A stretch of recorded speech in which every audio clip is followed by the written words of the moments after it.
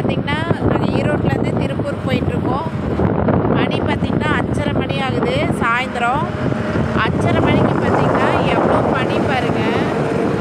ஃபுல்லாகவே இங்கே பனியாக தான் இருக்குது. பார்த்தீங்களா, வேறு இங்கெல்லாம் செம்ம பனி தான். ஆனால் மணி 6 மணி கூட ஆகலை, கரெக்டாக 5:35 தான் ஆகுது ஈவினிங்கில். இவ்வளோ பனி இங்கே இருக்குது. பயங்கர குளிருங்க.